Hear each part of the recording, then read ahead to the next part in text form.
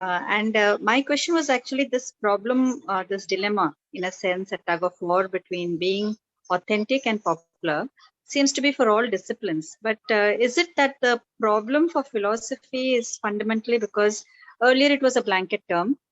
A lot of subjects which have become specializations these days came under it. So everyone feels that they have a right to talk about philosophy. Does that make the actual academic philosopher's task much more difficult? Well, I guess I think everybody does have a right, so I agree with them. I just don't think they necessarily have very much skill or know how to do it very well. And I think that's important, right? Because that, there's an old saying. Actually, I came up with it myself, but then I learned that someone else had come up with it. Some things, if they're worth doing at all, they're worth doing badly. Like music. Like, we want good music, right? But when you've got a kid who's learning violin, you think, oh, that's terrible. Way to go.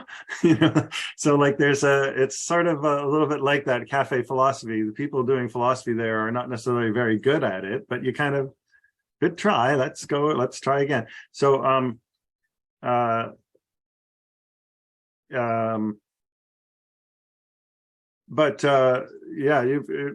I'm just reading your question here. It's a very good one. I think that's a good way to put the dilemma about sort of authenticity versus popularity.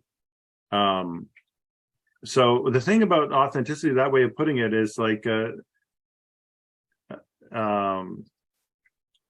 crude. I hesitate because it's so crude what I'm about to say, but authenticity sells. I mean, authenticity works. It connects with people, right? So it's can be public as opposed to popularizing, and people can relate to it. So I think it is important to do. And when we learn the skills of writing academic philosophy, we're not learning authenticity. I think we have to unlearn some of the academic skills and the academic ways of writing. It's heartbreaking to write upward. Is like you're looking for the approval, and you're hoping that that they might say no, and you have to write the whole thing again. It's a very traumatic and terrible experience. I don't know what graduate school was like for you, but that was it's not fun. But once you get out of that and break out of that, you realize there's lots of people out there who are interested in philosophy. They're not so judgmental about stuff, but that's partly because they're not very discriminating about stuff. So you have to kind of help them to discriminate. You have to help them to see the differences of things.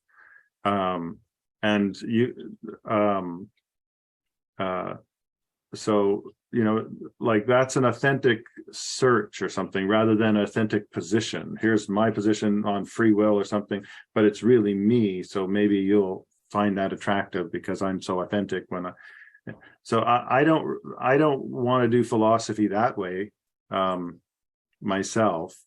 But if I felt like I had a solution, I probably would. If I had a solution to present in a book, I suppose I would try to make myself as relatable as possible and sell my goods.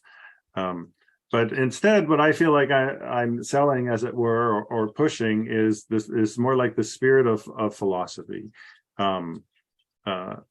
The topics in How to Play Philosophy came from other people. It's just whatever they want, what they wanted to talk about somehow. So it wasn't my agenda. And yeah, that was comfortable for me.